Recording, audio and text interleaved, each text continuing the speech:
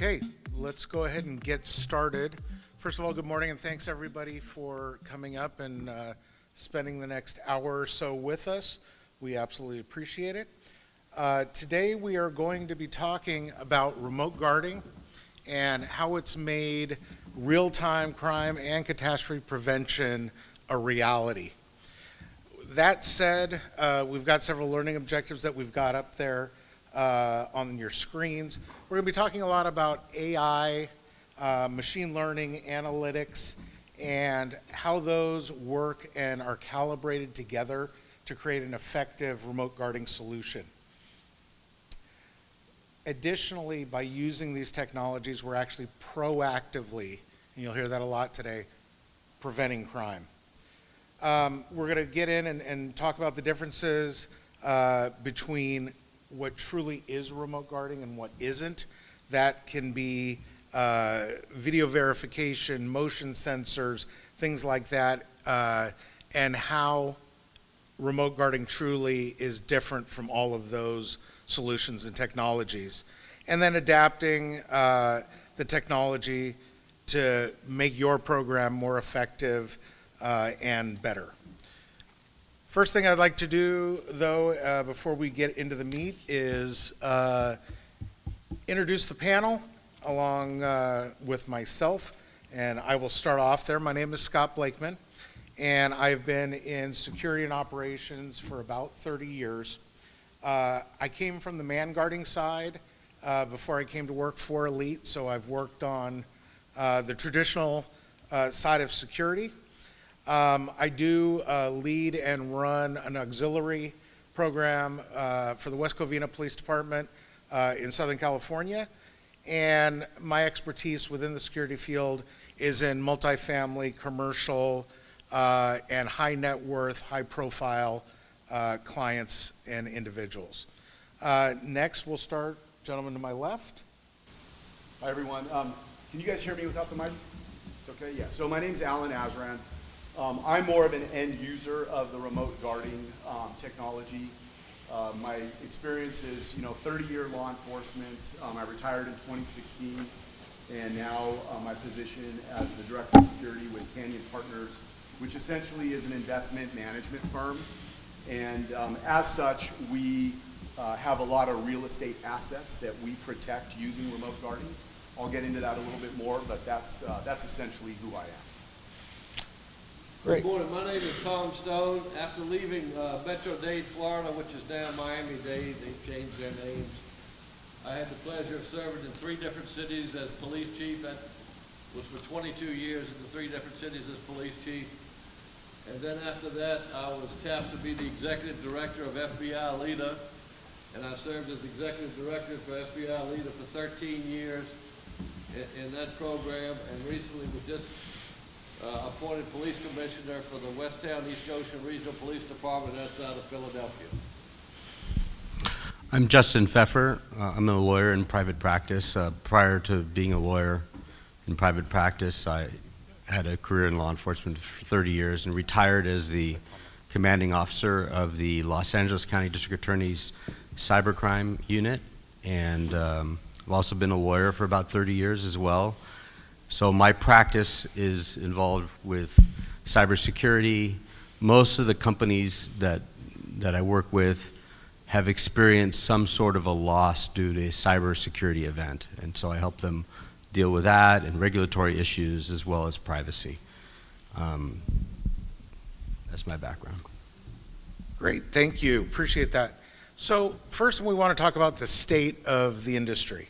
What's going on with security today, and I'm going to first start off and pass to Alan just to talk about current challenges in the security space, what you've dealt with as an end user, and go from there. Sure. So for us, we have, like I mentioned, lots of different types of assets that we need to protect. Multifamily, commercial, high-end residential, mixed use.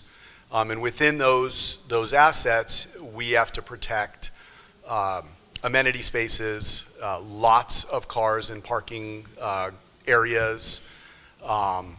We have to protect for lots of current trends in the crime world, which are, dealing with homelessness and things of that sort. And so for us, we were using more traditional security personnel type of coverage for our different properties. And we found that using remote guarding is a much more cost-effective way of protecting our properties. And also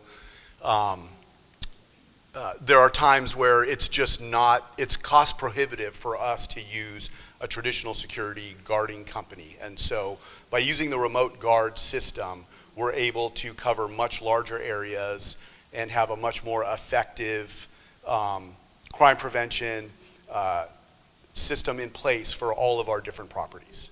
And we also, one other area, our corporate offices, which we have all over the country, we also use the remote guard system there as well. I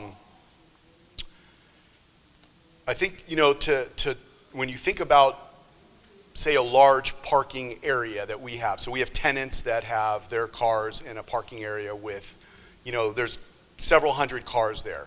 So to have one security guard, roaming the property and using either, on foot or in a golf cart or what have you, they just can't be everywhere at all times. So we found by having a camera system that is equipped with the technology that is able to detect people and cars in places that they're not supposed to be, really is a very valuable way to prevent crime. And so really quickly, to kind of picture how this works, is at 2 a.m. you have a person walking through a parking area looking into parked cars. So the cameras that are, as part of the system design, the camera will, using the technology, the military-grade analytics and AI, will detect that a person is in the area where they're not supposed to be. What that will do is send an alert to a command center. They will immediately pull up that camera. So they're not staring at cameras, they're waiting for an alert. They will immediately pull up that camera to see what's going on. Is it a tenant getting home from work late at night, or is it someone that's looking to break into a car or do something they're not supposed to do? Once that determination is made very quickly, then they will get on a speaker system and start speaking to that person in real time. And basically saying, you in the black t-shirt and the blue jeans with the backpack on, you're trespassing, you need to leave immediately, or we're going to call the police. And so that's kind of how it works, and that's what we're using to protect all sorts of assets all over the country.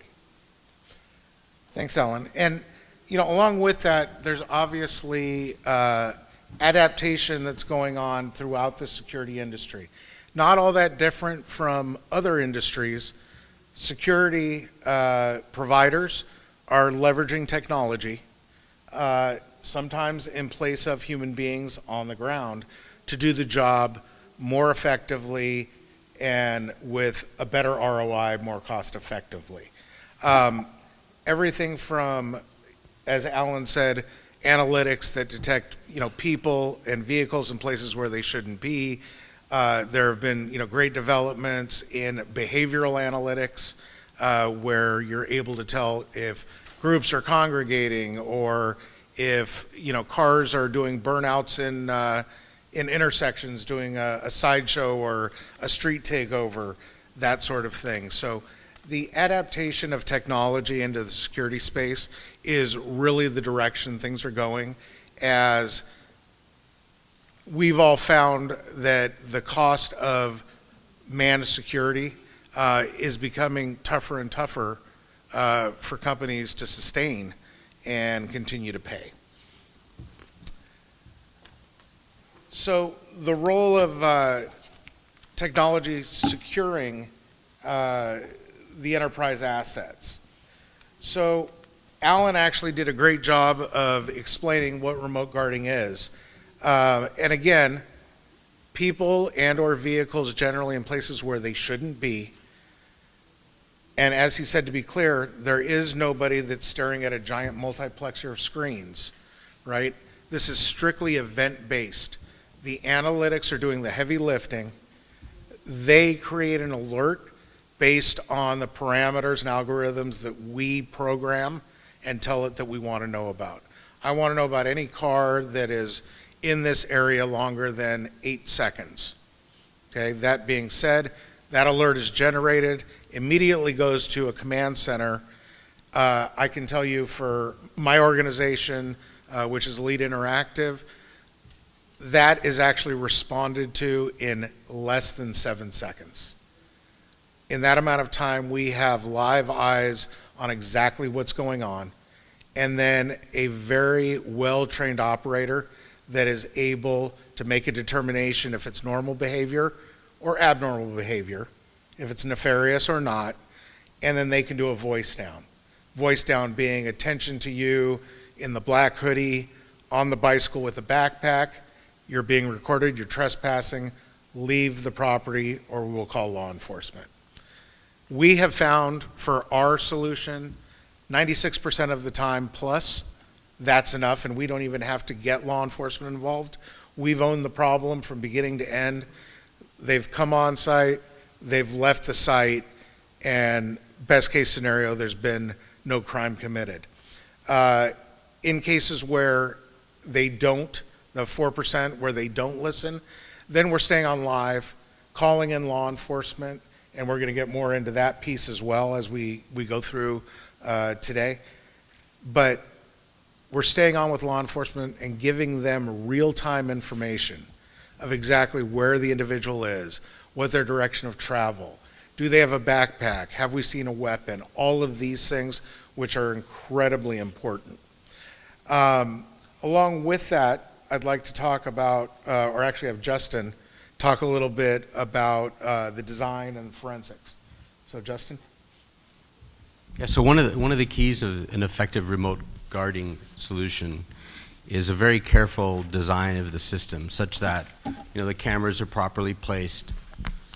And there's more even beyond that, like what kind of cameras are being used and what type of analytics. So a good solution is super well tuned to eliminate as much noise as possible, because the key is you have thousands or tens of thousands or 100,000 cameras that you're monitoring. And, you know, ultimately a human needs to interact and be involved. So it's too much for, you don't want to overload your people, you don't want to have to hire thousands of people, hundreds of people. So instead, you get the system to be properly designed such that all that noise is eliminated and only truly legitimate alerts are passed on to humans. Because that's the most expensive thing, and that's the big challenge. So a tremendous amount of effort goes into the design of the system to tune it such that it's going to accomplish that. And in addition to that, there are also, the technology stack involves a lot of monitoring of the system's health, so that again, humans don't need to constantly be resetting cameras that are malfunctioning or figuring out, is this camera working or not? Like, that's all automated as well. So most of your maintenance and the health of the camera is also done automatically, and that's part of the design.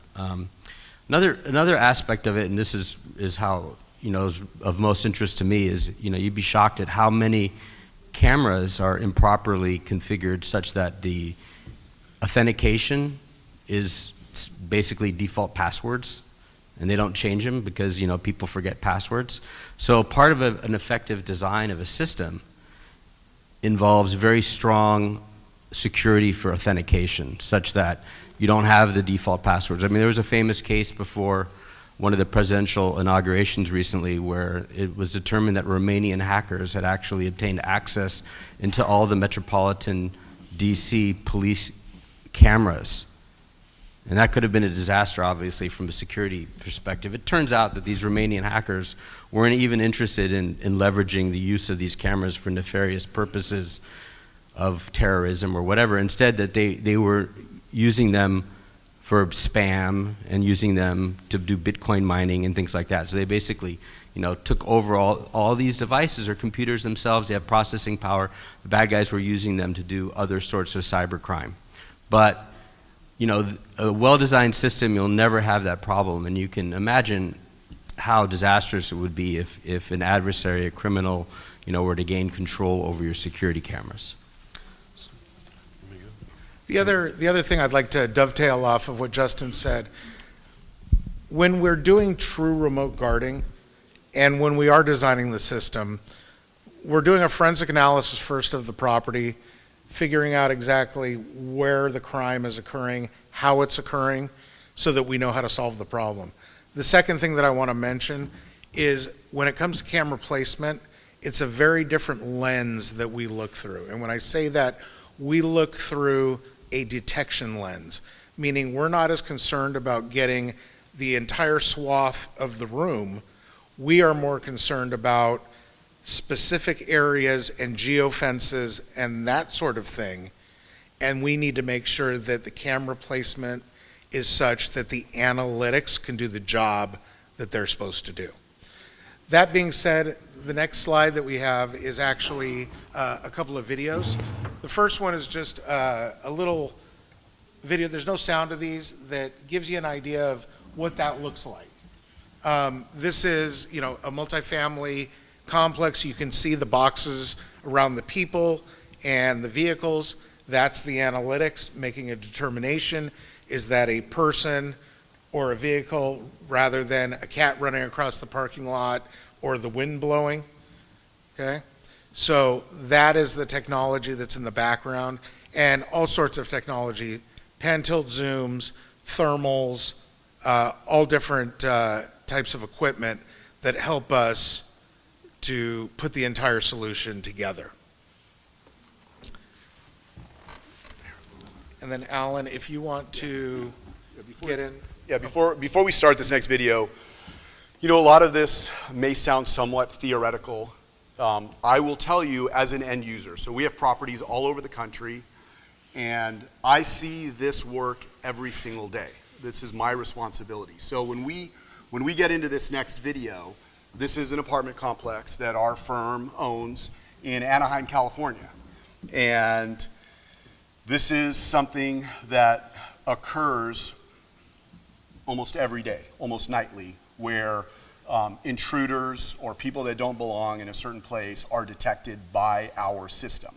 And so in this particular case, you have a subject who was detected on the property by the system, by these specifically placed and designed systems and cameras that are there to detect people in places where they're not supposed to be. So in this particular case, you have a guy that clearly does not belong in this area or on this property at this time of night, who is up to no good. And so the command center, as soon as they receive the alert, they're watching this person. They're trying to voice him down. He's not leaving. And so they're on the phone with Anaheim PD, directing them to the suspect's location. The suspect has now gone into a carport, and he's in the process of trying to steal a car. And again, this is just one incident of daily occurrences all over the country where people are breaking into cars, people are, setting up homeless camps, people are damaging property, all sorts of things that occur of a criminal nature. So I'm going to start this video, and like I said, the command center has been on the phone with Anaheim PD dispatch. They are directing units into this location. Now again, coming from law enforcement, having, from an officer safety standpoint, having someone on the line who is watching what's going on, relaying to the officers, here's exactly where the person is, here's what they're doing, here's what they're wearing. There's no guesswork, and it just creates a much safer situation. And so the tape played. The officers were directed right to the suspect's location, who has now made entry into this car, and he's being removed by the officers and placed under arrest. And he was trying to steal the car, basically. And I can't stress enough that this is something that happens on a regular basis. This particular property, we have people that hop over a wall. The system is detecting them. We have people that ride bikes onto the property. The system is detecting them. And again, this is just one example of many where this is occurring, and in this case, was successfully resolved by an arrest. And additionally, from, the officer safety standpoint, not only did they know exactly where they were supposed to go, but you may have noticed, as soon as they pulled up exactly to that silver Altima, they got out of their cars with their weapons already drawn, because they know that they've got somebody that's in the process of committing a felony. So very, very important for that. Alan, did you want to maybe talk a little bit about the new technology versus the legacy and some of the additional advantages there? Yeah. So again, when we talk about, we all are very familiar with camera systems, and we typically get motion alerts, and the motion alerts will obviously occur as a result of lots of different things, from lights flickering to trees moving to animals to people. So the new technology, the technology that we're using, really eliminates all of that noise and focuses on the things that we're looking for, which is people and cars in places that they're not supposed to be, at times that they're not supposed to be. And so this use of this technology that really is able to differentiate between the things that we're not interested in and the things that we need to know about is key. And so, in our world, we used physical security guards at many of our properties. And we ran into the things that everybody in this room is familiar with, from people not showing up to work, people on their phones, people sleeping in their cars, or just even the people that are doing the job the way they're supposed to be doing, not able to cover a large area, throughout their shift. In an 8-hour shift, you can't be everywhere, even the most diligent guard. And so, there was a reluctance for us to want to switch from, a traditional guard. It's like, well, the people like to see the guard there, and it's comforting. And we understand that, but it becomes very cost prohibitive. And when we're talking about a solution that for us is about half the price of having a guard, one individual guard, one single guard, it really makes sense for an end user like us. In a perfect world, where you have a large enough property, a large enough budget to where you can use this solution and guards, rather than having the guards, walk around aimlessly, not really knowing what they're looking for, you can have the guards standing by, say, in a command center or a command post room or whatever. They've got access to the cameras, but when the system detects an intruder or something that needs to be looked at, the command center, after initiating the voice down, they can also then contact on-site security before law enforcement. So that's a perfect world if that is permitted in your budget. Maybe you have 4 guards. Now you can cut down to 2 guards and have 2 that are in more of a response to this technology that provides them the information that makes them a lot more effective. So, we've used that particular model as well, where we have a large enough property where we need to have, security personnel on site. But for us right now, primarily, we're using the solution to protect our properties all over the country. And so, the technology that we're using is far superior to any of the previous technologies that just simply provide motion alerts and detect things that are not of any interest.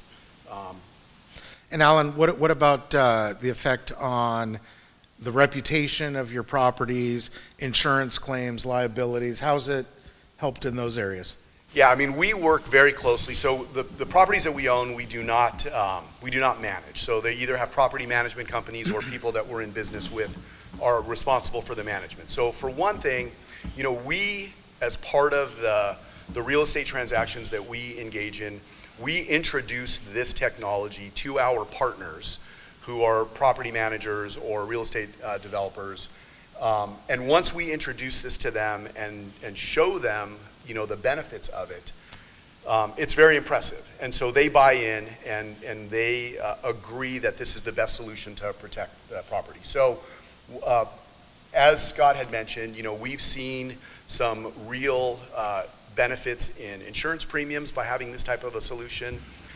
We also partner with law enforcement in the various communities that we have these properties, and that has been an excellent way to have these properties, these multifamily apartment complexes, become a part of the community. So through the technology and through the introduction of this to law enforcement in whatever jurisdiction, whether it's San Antonio or Houston or Austin or in the Pacific Northwest or Los Angeles or Anaheim or wherever we have it, it allows us to become a part of the community by engaging law enforcement, sharing the technology with them, letting them know, what the calls to their police dispatch are going to look like.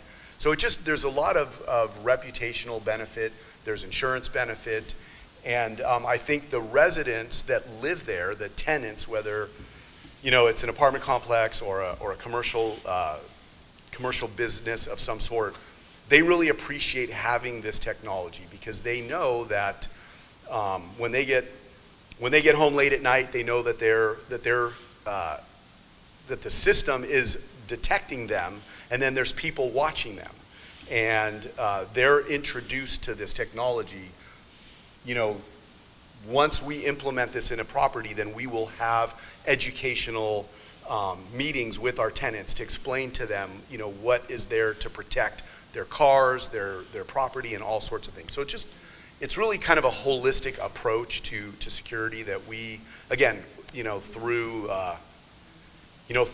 our introduction to it with our tenants, has really made the properties a lot more successful. And the Google reviews, things of that sort, people do talk about it. Great, thanks. And just keep in mind as well, the technology has continued to evolve.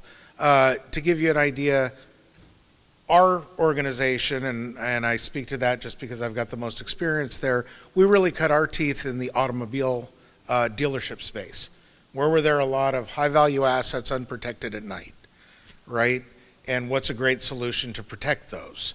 Large properties, as Alan said, one security guard in one corner of a property, or even that may be doing tours, whether on foot or a golf cart or a vehicle, can only be in one place at one time. And so, worked really well for the car dealerships, and then it started to expand. And so it's gone, as Alan said, to multifamily. It's gone to commercial.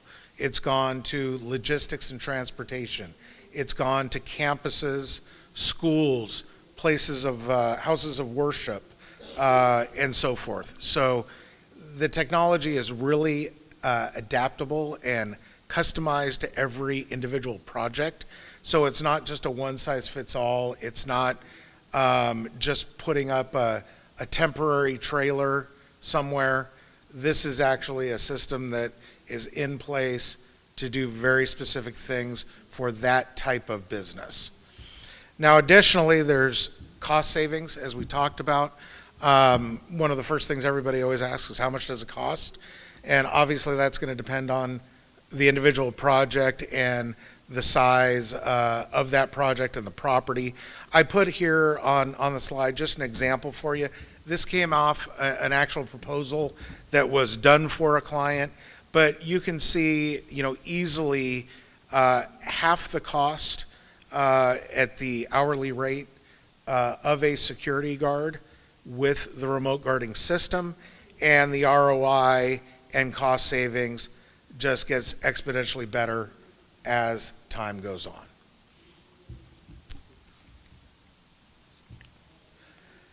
So Alan mentioned the importance of our law enforcement partnerships, and so Tom Stone and Justin Pfeffer, part of the law enforcement community, and I will let them take this and talk about the public and private partnerships that are taking place.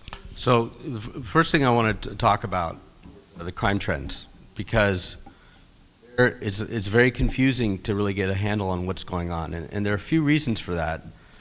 But one important thing to know, and I published an article on it in the FBI Leda Journal Insider recently, and what happened was, since the 1920s, law enforcement agencies throughout the United States have been reporting crime data through a system called UCR, which was Uniform Crime Reports.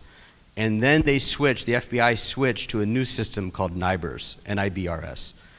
Well, the big law enforcement agencies, for the most part, did not have systems that were compatible with the new protocol. And the FBI refused to receive information provided to the old protocol. So our crime statistics for the last several years have been incomplete. And as for an example, the Los Angeles County Sheriff's Department, the Los Angeles Police Department, and several other large big city police departments are not NIBRS compatible, so they only have UCR data. Now you can go on their websites and you can read it for yourself, but it's not included in the national crime stats that you get from the FBI. And that's a huge problem. Now the second thing that's been happening is since 2020, with the George Floyd riots and so on, law enforcement's been in a retreat, and you can ask a law enforcement officer, and they'll tell you that they feel like they're under siege, and they feel like the community doesn't support what they're doing, and so become very reluctant to engage in proactive policing. And finally, another thing that you should realize is that most crime is not reported. 90%, in fact, you can read the statistics, about 90% of crime remains unreported. So really the only statistics that we have good information about are murders and car thefts, and you'll see that those statistics are significantly up since 2020. So that's just the background of the challenges to people in private security and to law enforcement, is that we have this massive crime problem, and law enforcement response to it has been diminishing over time. When Aria Cozart founded the company, he realized the importance of the law enforcement role in remote guarding. And through his vision, he formed the Law Enforcement Advisory Board.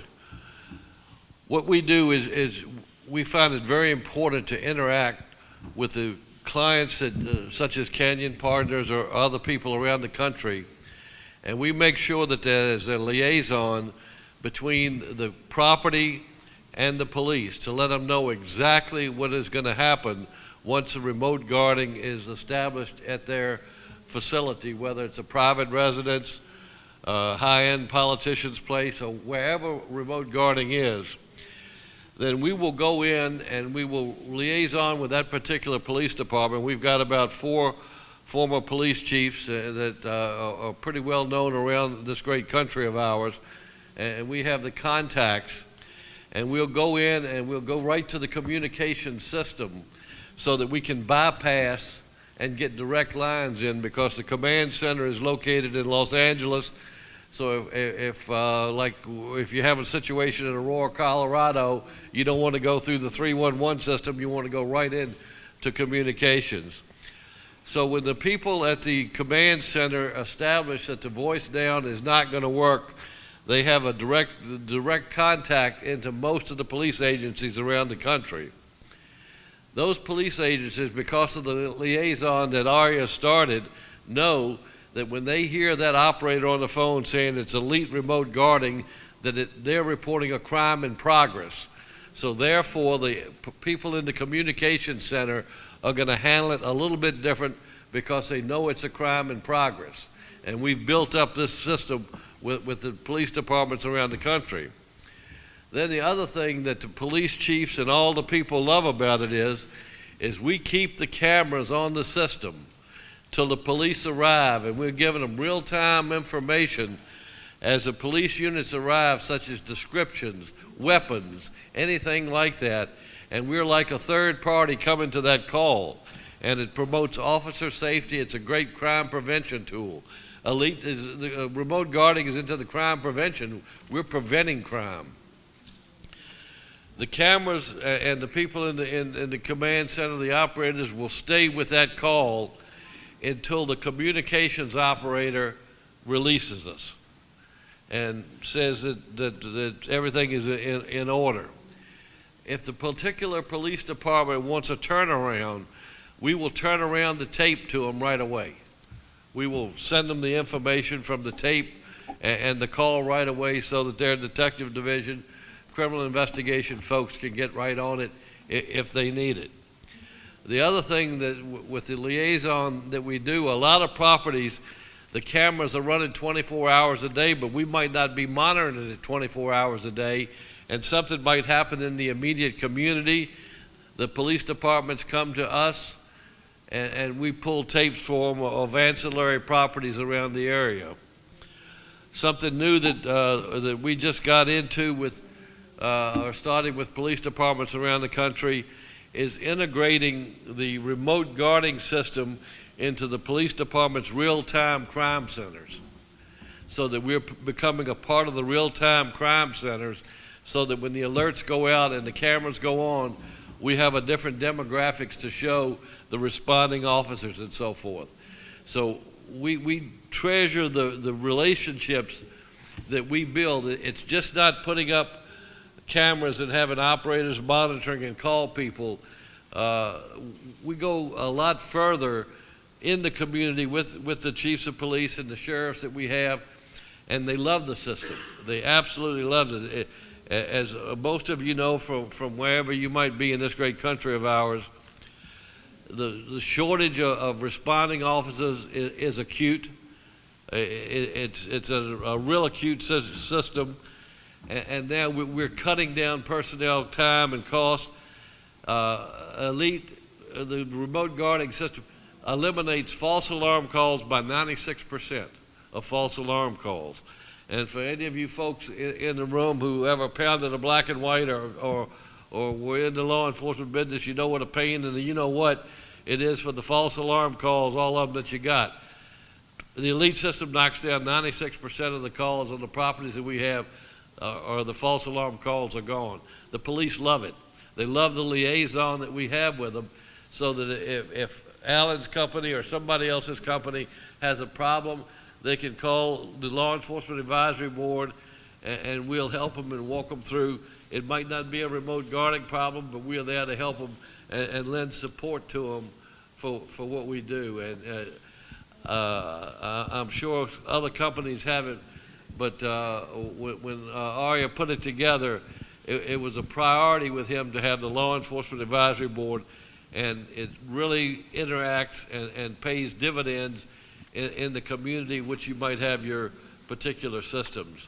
We'll go out to the system, make the contact with the police, get to know, let them know, and it's extremely important, and I'll say it one more time, when that communication operator hears that it's an elite call coming in, they know that it's a crime in progress call.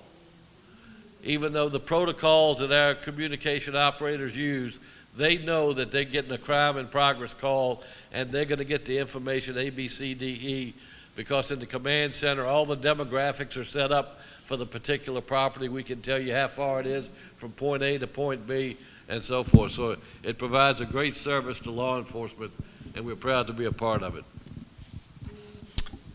Thank you. Anything else, Justin, on that piece? I think we can move on to the next. Fantastic. So actually going to go back to you, Justin, and just talk about ramping up and the advancements in AI, robotics, police crime trends, which you got into a little bit, and talk about that a bit, and cybersecurity, please. Sure. So let's talk about AI a little bit, and it's a fascinating subject. It's one of the number 1 subjects in the world in general, but in security, it's very interesting. So, you may have heard of a company called NVIDIA, and they make, I know NVIDIA from the old days where they made graphics processors for your good video games. You wanted NVIDIA because you got fast graphics for really good video games. Well, they've become one of the most valuable companies in the world. I think they're in the top 4.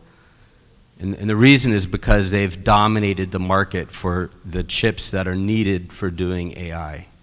And they've come from being, video game GPU company to being an AI company that is now competing with Amazon AWS in terms of providing data centers with all their NVIDIA chips for the various AI companies. Well, in the security space, it turns out that now there are vendors that are producing specific, they're not graphics processors or just AI processors in general. They're actually chips that are being designed specifically for AI on video analytics. So you have chips that require much less energy, so they don't get as hot and they don't take as much electricity, and they're small, and they basically are great at doing video analytics, and they can put them in the cameras. So you're pushing out this AI to the small devices, and that is a huge improvement, and that's something that is already available and is being integrated into the systems now.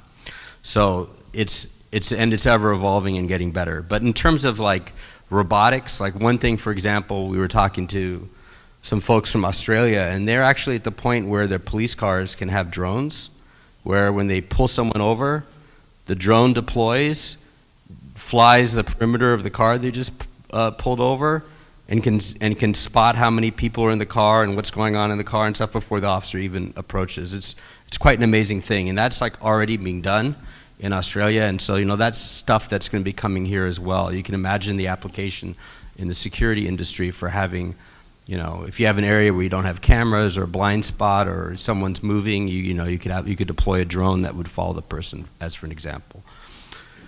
In terms of applying this to what I mentioned before with the crime trends is, in the old days when I worked patrol, and I was on patrol in an industrial area and I saw a guy walking at 3 a.m. holding up bolt cutters or a hammer, I was like, okay, I'm going to talk to this guy. It's an immediate stop because this is not right and this guy's up to something nefarious. Unfortunately today, a lot of police officers in that same position will just keep driving. Why? Because of the uncertainty. They don't know what they have. And is it, do they want to, go to prison because they get in a fight with this guy because they spot him with a hammer in an industrial area at 3 a.m.? It's not worth it. So the advantage of these systems is they remove from the police officer's mind that uncertainty, because in real time, exactly what's happening, what the intent of the suspect is, what he's doing that is a crime, is being told to the police officer. And that is a huge benefit because it takes that uncertainty out of the equation, so it will increase the ability of law enforcement to respond aggressively. All right. And Well, I want to move on to cybersecurity just briefly. So I mentioned the cybersecurity piece at the beginning, and I can't emphasize how important that is, because there's nothing worse for a security company, and this has happened to a number of security companies, where the security company becomes basically the means through which the adversary is able to commit a crime. So you don't want the bad guys to be able to hack security system, which may be on your client's network, and then use that hacked security system to then do cyber crime against the protected asset. So it's a very important thing, and any good remote guarding company should have extremely strong cybersecurity protocols in place in order to ensure that that doesn't happen. And by the way, don't roll your own. I always tell people there are tremendous documents available from NIST and other people like the Center for Internet Security and others that actually have very good protocols for what you need in security. So a lot of companies, they say, oh, you ask them, well, what protocol do you use? What model do you use? And they say, well, we just do our own thing. It's like, that's always a bad sign. You want to make sure that people are adhering to industry protocols, and that's a very critical aspect of it. All right. Well, thank you very much for that. We did leave plenty of time for questions and answers. Last thing we wanted to do was just speak at everybody, wanted to make it interactive and two-way. So any questions that anybody has just about the remote guarding space that we can help, please? So it makes sense in a car lot when you know that there are going to be people around. I'm questioning putting it in a housing when there are people that are obviously going to be coming. I don't want my mom to have guns drawn on her because she came to pick up my car at night. Yeah. How do you deal with that? No, I mean, that's a great question, and those are legit concerns. Can you guys hear me? Yeah. So we typically, at our properties, we have certain hours where the system is active. So during regular business hours, like you said, it really doesn't make sense to have the remote guard system active. So we have our, what we call monitoring hours, which are usually, whatever, like 9 at night, sometimes earlier depending on when it gets dark. And then that way, you don't have those situations. But the beauty of, what we have found with our provider, which happens to be Elite, is that, we have real human beings in a command center that are assessing and evaluating the alerts, what you're talking about. So, like I mentioned, in our office, at 3 in the morning, they get an alert, they pull up the cameras and they see what's going on. It's a cleaning crew, obviously. And so they're not going to take action. They will note it. We'll get a report every day that will indicate that.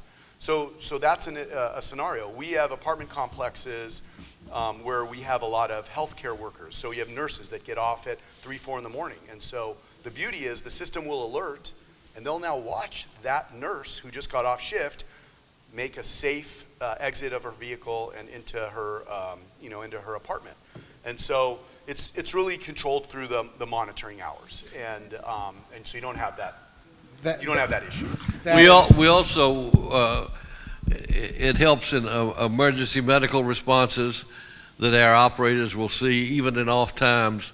And in fact, we're visiting a property tomorrow because a lot of trespassers come in because it has an attractive nuisance at it, so that we can reconfigure and work with the sheriff's department to cut down on the calls. So it works very well. They consider the Elite system the third officer, and the officers consider it their backup because we're right there with them.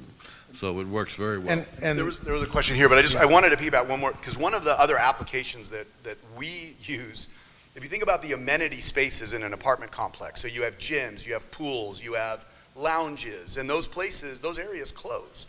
And so 3 in the morning in San Antonio, when it's really, really hot, you have people hopping over a wall and jumping in our pool, making all kinds of noise, and waking up and disturbing our tenants. The system alerts, and you have trespassers. They're swimming, but they're trespassers. And so those people are voiced downs. The ones that don't leave, the police are called, San Antonio PD, and they respond. And so, there's other applications. I mean, obviously we're talking about crime prevention, and that technically is a crime because it's trespassing. And so there's those other applications as well that we are getting a lot of benefit in our properties. And lastly, the human factor, and sir, I'm coming right to you, the human factor, having the folks in our command center that are very adept at identifying behaviors, and just to be clear, behaviors. People that are doing things that they shouldn't be doing, they're very good at picking that out and then taking action on those individuals. So thank you for the question, sir. You speak to the importance of inspection and maintaining. We were talking about accessibility litigation. My experience, that's one of the weaknesses of the most. In other words, the camera system is designed to perform a certain way, and if we don't periodically inspect and document that inspection to say, it's looking the right way, I have 30 days recorded history, there's no obstruction, I got the correct date timestamp, all these variables, can you speak to that? Sure. Yeah, no, that's a critical thing, and I'll answer your question in 2 ways. First is when I was at the DA's office, we actually had a case from Elite, which was a remote guarding application at a car dealership where an arsonist set one of the cars on fire with a Molotov cocktail. And the video was excellent of the crime in progress. The police were summoned.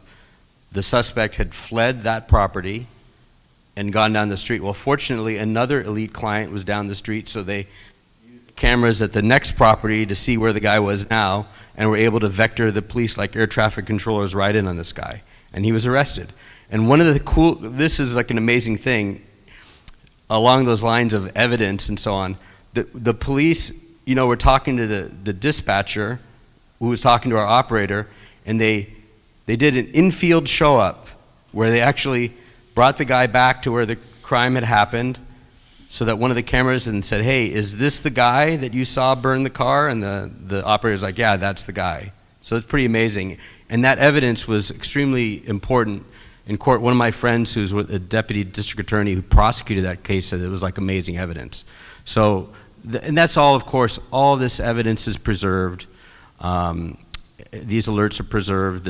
And then the second component I want to talk about, I hinted at it a little bit about the AI, the health of the cameras, the fact that they're properly aimed, the fact that they are functioning, that they're not obstructed, that they are actually working. A lot of that can be handled through these automated systems that monitor the health of and this is like not a periodic, this is constant. So all the cameras are constantly being monitored for their health to make sure they're operating. Of course, all that is logged as well. So both of those aspects, the integrity of the evidence and also the proper functionality of the cameras and the components of the system, are constantly being monitored and documented as well. We review the call. Oh, I'm sorry, go ahead. You're on. You're on. We review the calls. The Law Enforcement Advisory Board will review the calls every day for quality control to make sure that the timestamps and everything is there. So it's a constant review. It's not a well, we'll do it every third or 30th call or something like that. We review each incident that happened the night before for the quality and standards that the company maintains. So that's another way we do the quality control. And the customers also get a daily report, Yep. with all this information as well. And the last thing that I'll put the top on that is, for example, in our company, we use one program that is checking the health of every single internet device. So that's every camera, every switch, every speaker, every individual piece. And to what Justin said, all of that's being monitored in real time and logged. So we have that audit trail that is great for evidentiary purposes. The other thing that we use is another platform that actually has the exact orientation and picture of what that camera should be looking at. And literally by pixels, if somebody were to move it a fraction of an inch over, the pixels will have changed. And there again, the technology will tell us, where to the naked eye, I may not notice that it moved over, and maybe it just enough that something is now out of view that maybe shouldn't be. The technology will notice that, alert us that this camera is off. We can then go back to the original configuration and make sure it's perfect and exact where it should be, down to the pixel. So that clear. Other questions, sir?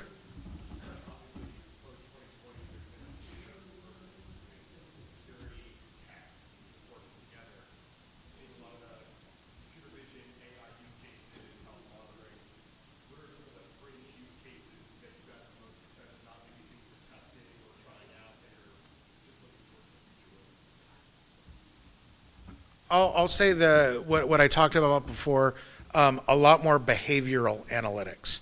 So, we're working with a company that, for example, if you think about, I'm going to use a public park as an example. Maybe you've got one individual that's stationary in one place, and other individuals keep walking up to this individual for whatever reason. What's going on there? Is it a drug deal? Is it prostitution? Why are all these strangers walking up to this one person in this area? Very, very interesting for law enforcement as well as security. So that's a behavioral analytic that's going to be able to give us that information. One of the biggest asks that we hear from law enforcement, and these gentlemen I'm sure can speak to it, are the issue of street takeovers they take over the intersection, the highway, and, is there technology that can identify that early enough that we can get response there quickly enough? And absolutely, those are the directions that you're seeing more things moving. There's also audio components, and I'm sure you've heard out there, it can detect a gunshot, it can detect a glass break sound, those kinds of things. So the drones, like we talked about, another key piece that's coming in. So a lot of different technologies that are starting to get woven in and incorporated into the solution. Yeah, I mean, the technology, so it's out, this is already out there. It's just a question of incorporating it. Like a car, let's say you have parking spaces and cars that can only park there for an hour. That's like a super easy one. It can pick up, like, this car has been parked for more than an hour. Behavior, as to your question about your mom, coming, like, it can tell the difference between someone going back to their car and getting into their car versus someone who's going to multiple cars and looking in the window, testing door handles. It's like, this is like easy for it, like super easy stuff. It can do this very, very easily. So I guess the cutting edge thing would be the voice. So right now the voice downs are all humans are doing it's going to an operator who does the human. The cutting edge, the next thing that's, readily available is, and that's a 7-second dwell, right? So that's 7 seconds between the alert and the human and the voice down. Well, we can get that down to like 0 seconds because we can do automated voice downs. The systems now, the AI can actually do it instantly, and as it's being handed off during that 7-second window between the AI detection and then handoff to the human, it's already started the voice down. So like that would be sort of a new thing that's coming very soon. And there's benefits and downsides to that piece of it. We find that having the very personalized voice down is that much more effective, because then the bad person realizes they're actually talking to me when they talk about what they're Yeah, but wearing the and AI so now forth. is so But good the AI that can do you it can't too. tell. We all know this. The Turing test has been passed already. Humans cannot tell if it's an AI or human most of the time now. The AI is that good. You're absolutely right about that. Most call centers are going to be AI. Yeah. Sir.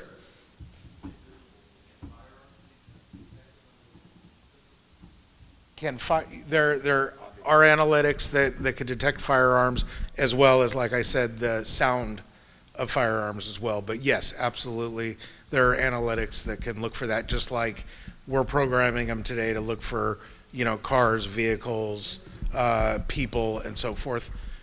Absolutely, you can program to look for whatever it is that you want it to look for. You can program LPRs, license plate readers, into it.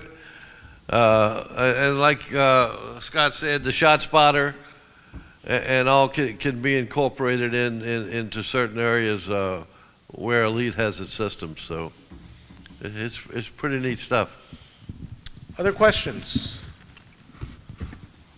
Sir. Do the police end up having to respond to more alarms, whether they're actually crimes or not? The guard is going to deal with trespassing of the pool, and now I'm sending that out to local jurisdictions. If the trespasser at the pool on the voice down leaves the property, then law enforcement is not involved, so it saves law enforcement that time. Where we found that in other instances, when a guard would call, then the police would have to respond and so forth, or a resident. This way, we were avoiding unnecessary police response, and the police in the areas, and we have cameras all over the country, love it because it's saving their time and resources. It adds extra people, as they say, to their force, because we were eliminating a lot of what nuisance calls. We're eliminating nuisance calls. And I think it's important to differentiate between a false alarm and a nuisance call, because what I'll say is at least for my organization, there's no false alarms. There's no such thing. We're not calling law enforcement unless there's an actual crime in progress that we are seeing and the criminal is still on property. If it was a smash and grab and they're gone as fast as we could, hit the button to dial the phone, then that's all going to be documented. We're going to see if we can follow a path of travel, but that person is gone. So, depending on the severity, we may call them in to search, look at the area. But as far as, false alarms, there's no such thing in our world. And let me add, because we talked about trends in security. The real trend now, and we're seeing it, is that security guards are being trained and told to not interact, to not confront. And so, they really are in observe, I hate the term, but in that observe and report mode. And so, you have a lot of security companies that now, for liability reasons, for insurance reasons, will tell you up front, our security guards will not confront people. So your point, I think, is a good one, but we're finding that even if a security guard just happens to be at the right place at the right time and is able to, observe something, they're still getting on their phone and saying, hey, I'm watching this or that. The system would pick it up much quicker and much more effectively. So, I don't want to put down the physical security, because I don't believe that it can be replaced. I do believe that there are uses for it, broad uses for it. But I also think that there are trends that we're seeing with the way society is, where I think security guards are not, they're not confronting people. And so I think that it makes it a lot safer for security guards as well. Anybody else? All right, well, appreciate everybody taking the time, and have a great show. One thing I want to mention, in case you don't know, is this entire presentation is available you can download it